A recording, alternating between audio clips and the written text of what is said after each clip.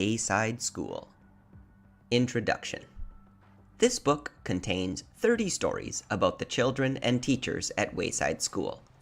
But before we get to them, there is something you ought to know so that you don't get confused. Wayside School was accidentally built sideways. It was supposed to be only one story high, with 30 classrooms all in a row. Instead, it is 30 stories high, with one classroom on each story. The builder said he was very sorry. The children at Wayside like having a sideways school. They have an extra large playground. The children and teachers described in this book all go to class on the top floor.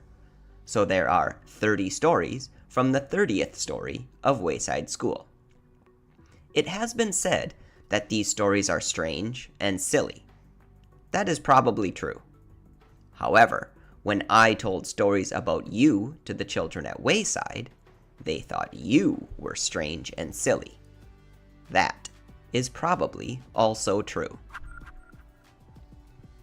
Chapter 1. Mrs. Gorf. Mrs. Gorf had a long tongue and pointed ears. She was the meanest teacher in Wayside School. She taught the class on the 30th story. If you children are bad, she warned, or if you answer a problem wrong, I'll wiggle my ears, stick out my tongue, and turn you into apples. Mrs. Gorf didn't like children, but she loved apples. Joe couldn't add. He couldn't even count. But he knew that if he answered a problem wrong, he would be turned into an apple. So he copied from John. He didn't like to cheat, but Mrs. Gorf had never taught him how to add. One day, Mrs. Gorf caught Joe copying John's paper. She wiggled her ears, first her right one, then her left, stuck out her tongue, and turned Joe into an apple. Then she turned John into an apple for letting Joe cheat. "Hey, that isn't fair," said Todd. John was only trying to help a friend. Mrs. Gorf wiggled her ears, first her right one, then her left, stuck out her tongue, and turned Todd into an apple. "Does anybody else have an opinion?" she asked. Nobody said a word. Mrs. Gorf laughed and placed the 3 apples on her desk. Stephen started to cry. He couldn't help it. He was scared. "I do not allow crying in the classroom," said Mrs. Gorf. She wiggled her ears, first her right one, then her left, stuck out her tongue, and turned Stephen into an apple. For the rest of the day, the children were absolutely quiet. And when they went home, they were too scared even to talk to their parents. But Joe, John, Todd, and Stephen couldn't go home. Mrs. Gorf just left them on her desk. They were able to talk to each other, but they didn't have much to say. Their parents were very worried. They didn't know where their children were. Nobody seemed to know.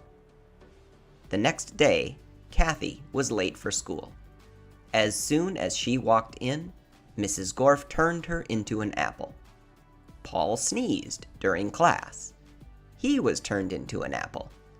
Nancy said, "God bless you," when Paul sneezed. Mrs. Gorf wiggled her ears, first her right one, then her left, stuck out her tongue, and turned Nancy into an apple. Terrence fell out of his chair. He was turned into an apple. Mauricia tried to run away.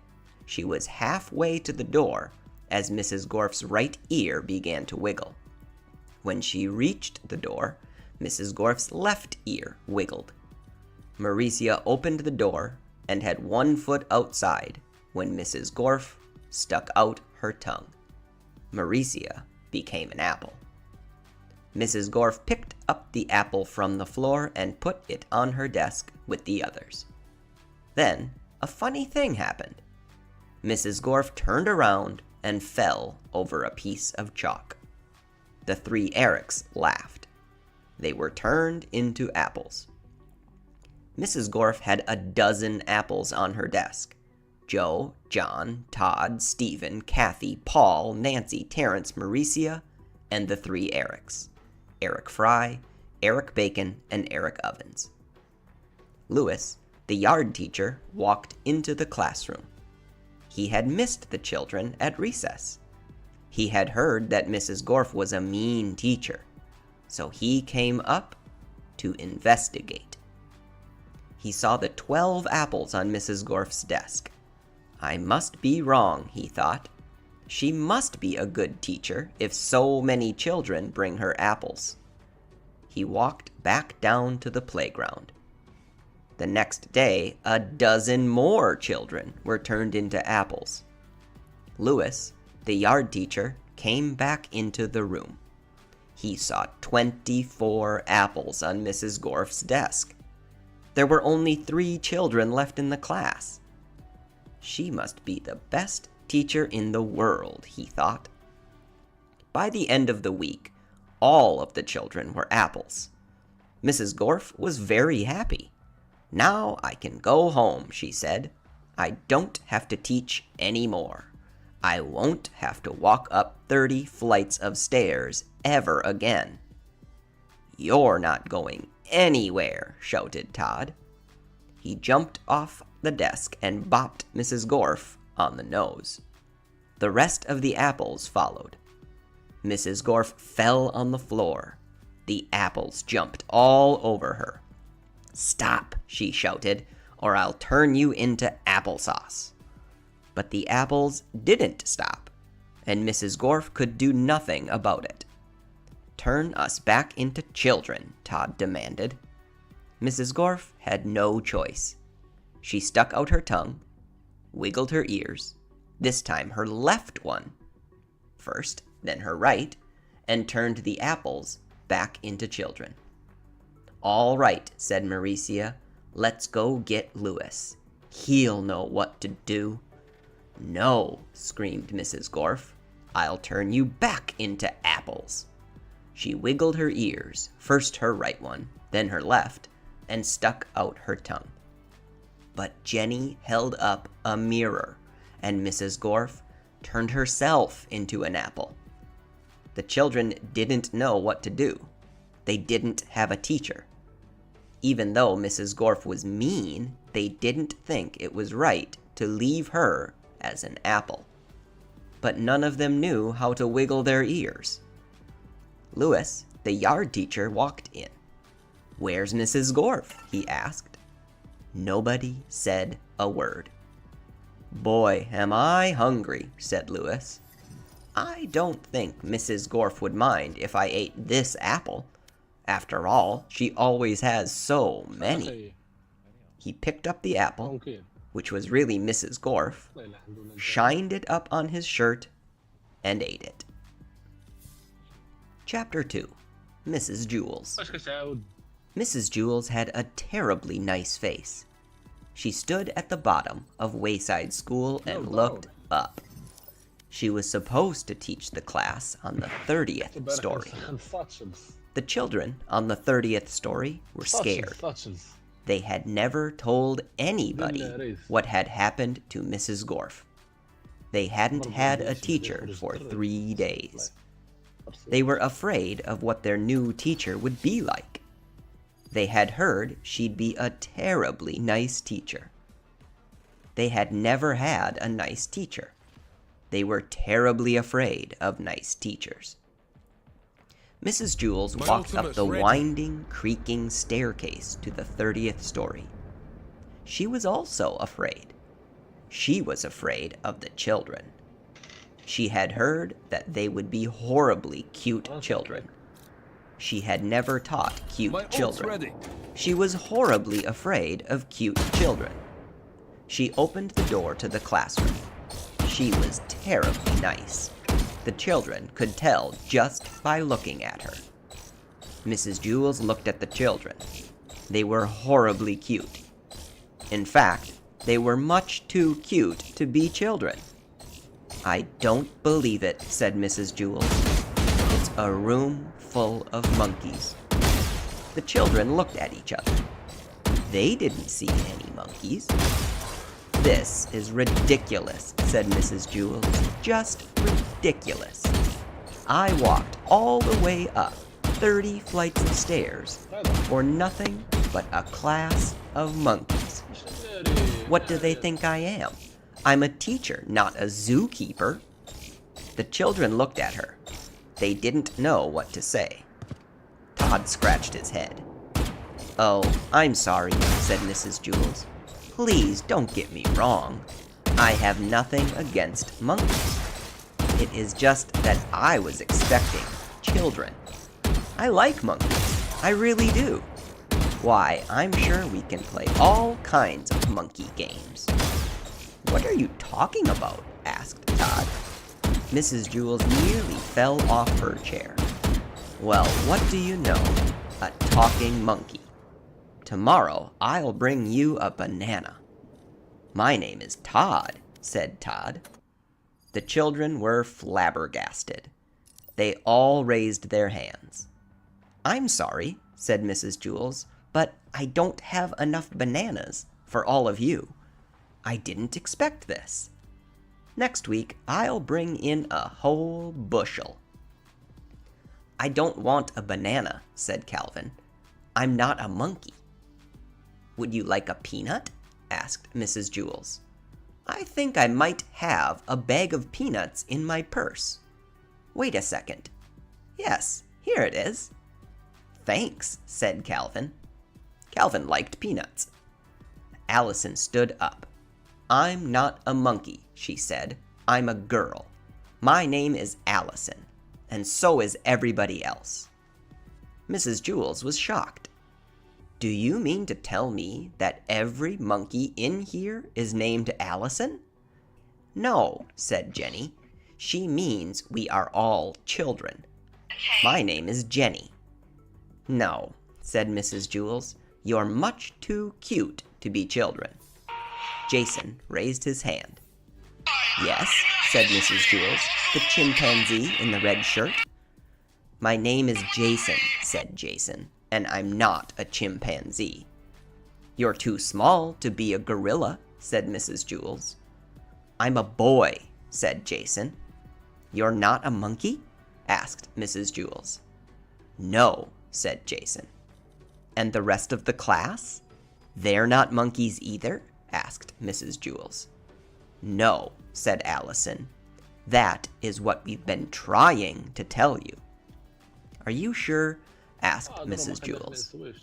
We'd know if we were monkeys, wouldn't we? Asked Calvin. I don't know, said Mrs. Jewls. Do monkeys know that they are monkeys? I don't know, said Allison.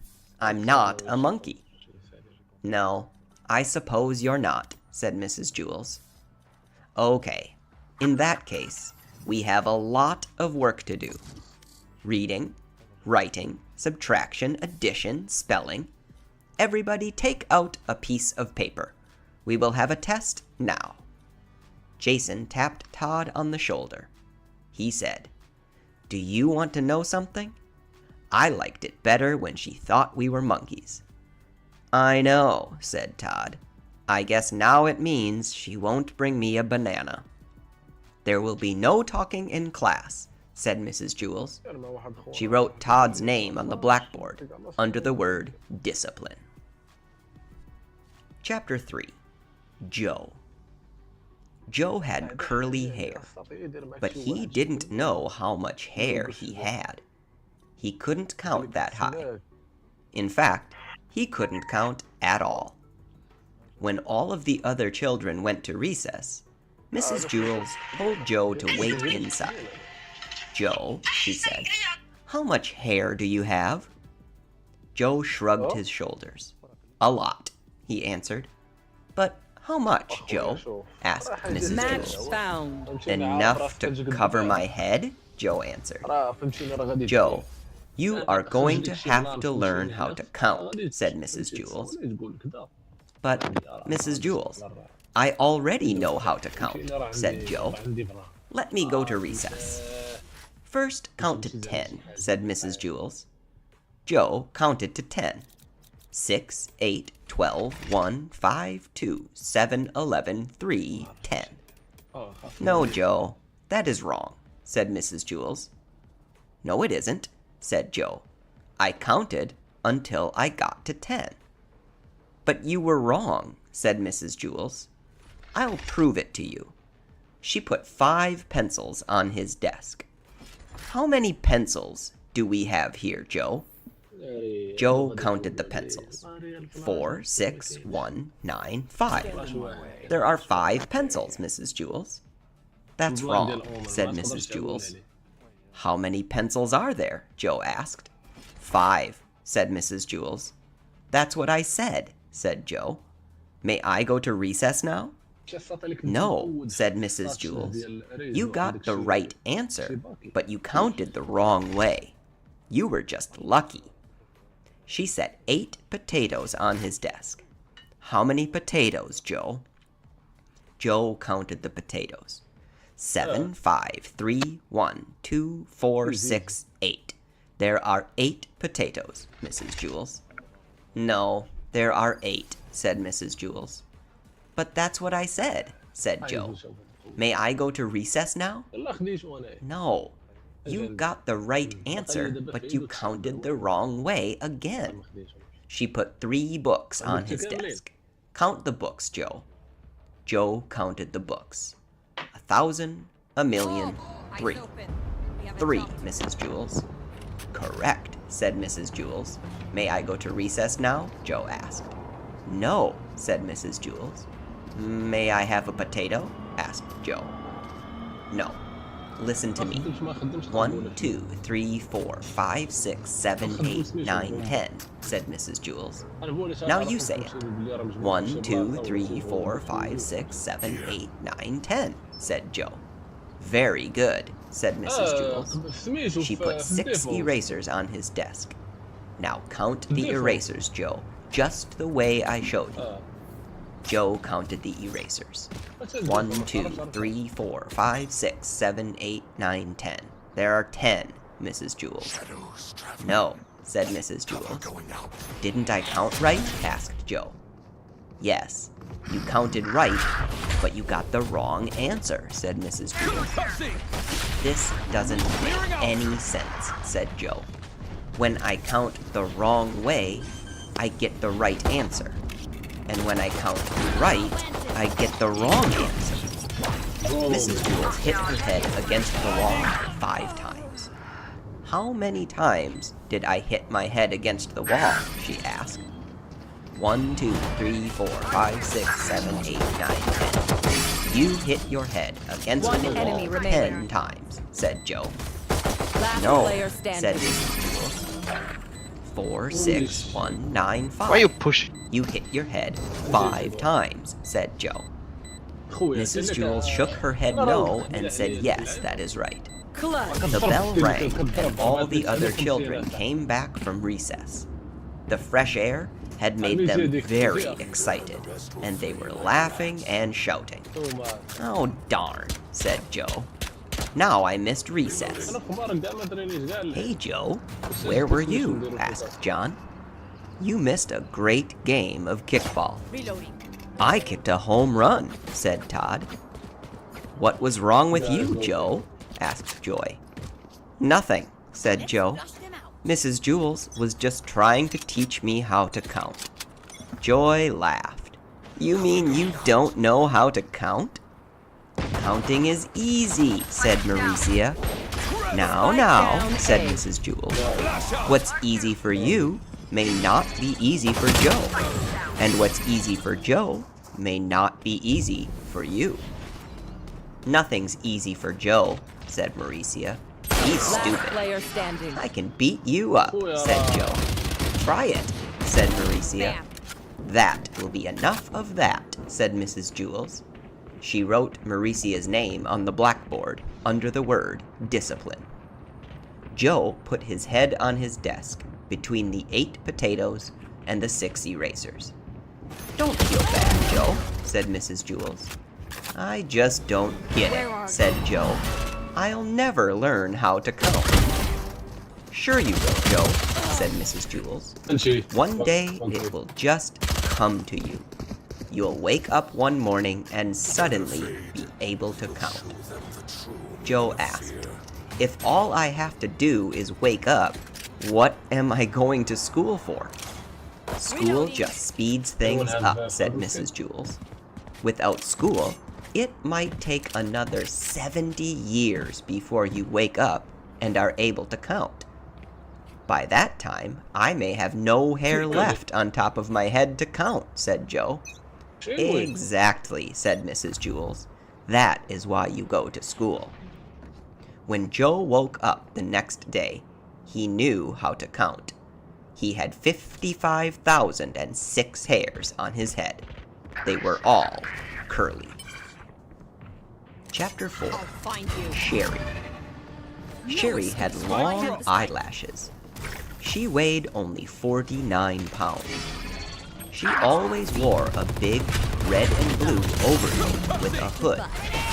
The overcoat weighed 35 pounds. The red part weighed 15 pounds. The blue part weighed 15 pounds, and the hood weighed 5 pounds. Her eyelashes weighed 1.5 pounds. She sat next to the window in Mrs. Jules's class. She spent a lot of time just staring out the window. Mrs. Jules didn't mind. One enemy remaining. Mrs. Jules said that a lot of people learn best when they stare out a window.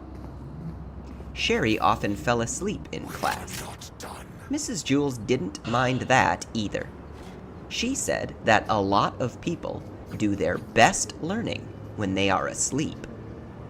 Sherry spent all of her time either looking out the window or sleeping.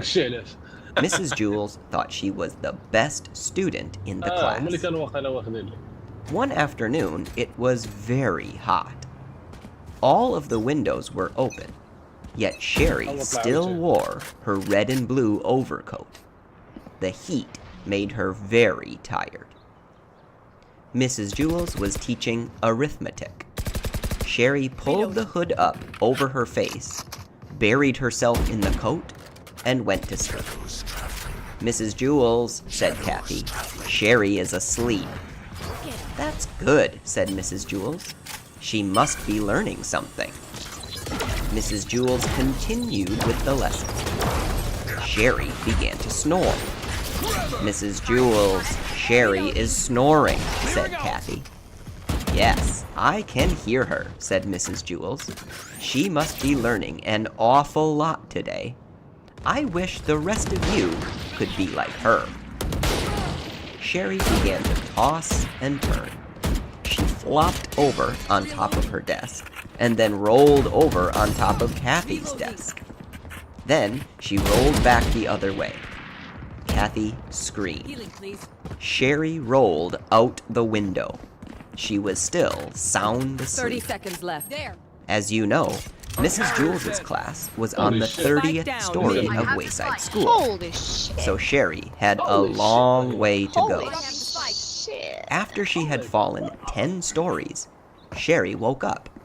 She looked around. Go fast. She was confused. She 10 wasn't seconds in left. Mrs. Jules's class, and she wasn't at home in bed. No time, just... She couldn't figure out where she was. She One yawned, enemy remaining. pulled the hood back over her Check eyes, window. and went back to sleep. By that time, she had fallen another 10 stories.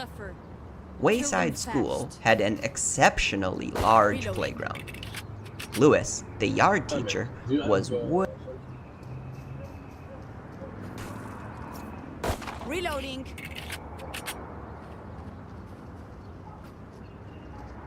Yo, fade. Phantom, you have Phantom?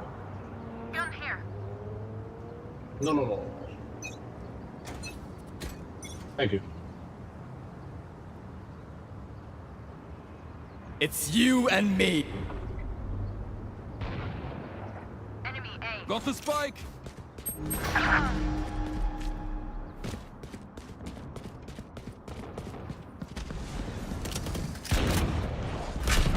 Jet grounded.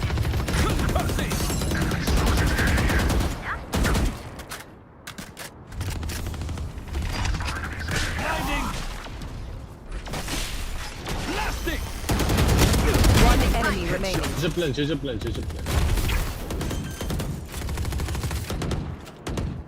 Spike planted. Reloading. Okay, take a break, guys. They want to dance? I'll lead.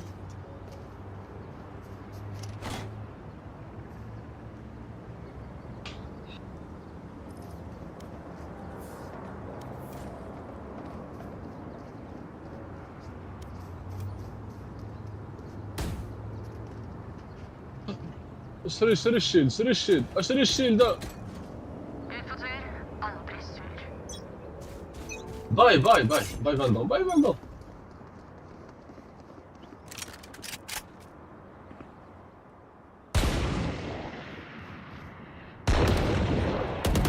Target spotted mid. Nightmare, take them! Forever. I'll find you. Enemy spotted. Clearing out. Mark one. You Flash out. powerless. Enemy B. Enemy spotted B. Reloading.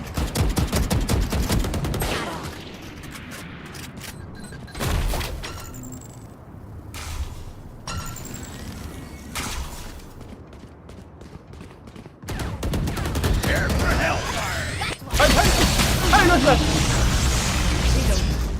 والله لا حبستيني معه. Cover going out. Plant the spike.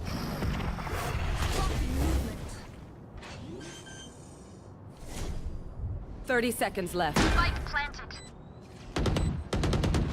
Target. One enemy remaining. Last player standing.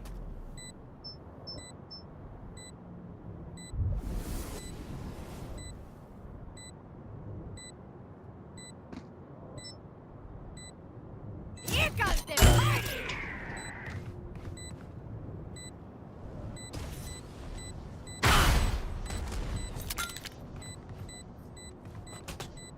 Bomb buddy out. Grenade!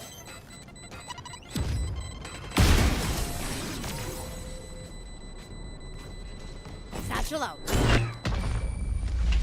Var försiktig. The battlefield Woo! changes with every play. الرعدة يا اخويا الرعدة.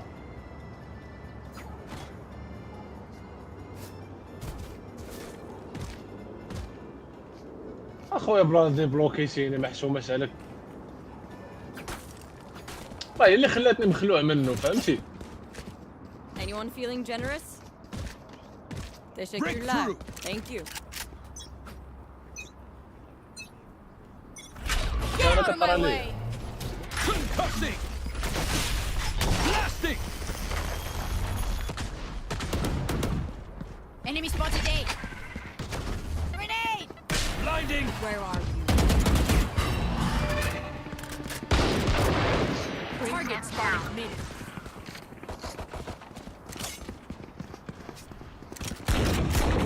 All buddy out. Bring them down. Found one. Close your eyes. We'll catch them. Problem solved.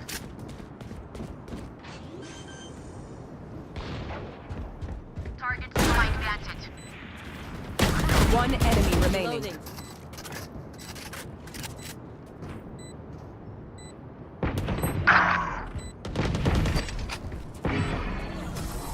So much for their elite agents. Reloading. You say something? Sorry, ear's still ringing.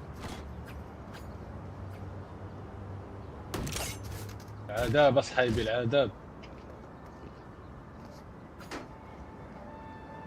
هو دابا طرونكي لا هو 66 67 بحالي بحالك. Reloading. There.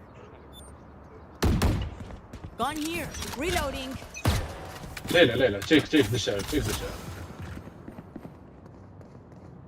Arigato. arigato gozaimasu.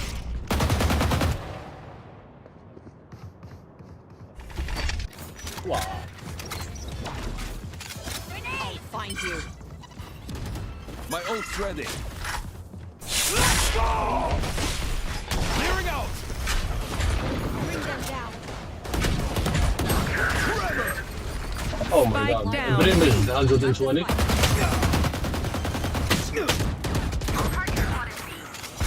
Brim 120. Brim is Watch out.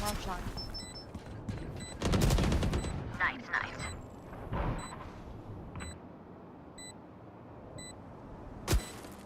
Last player standing.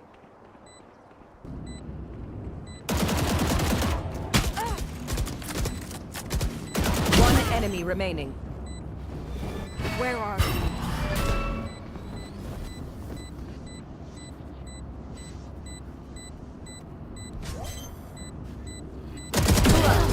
nice. Well played. Not even Can you bring Phase, that was a work of art. your Vandal?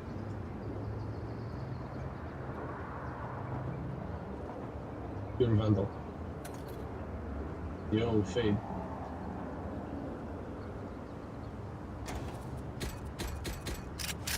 Anyone feeling generous? Teşekkürler. Thank you.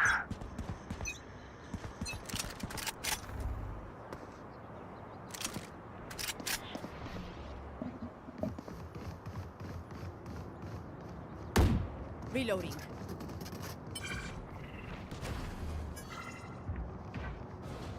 Marked one.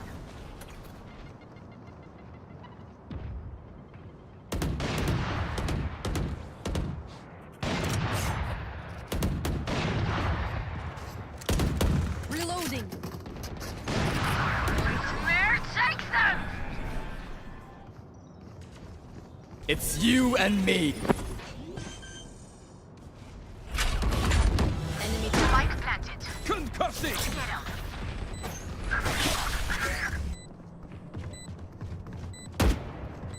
There.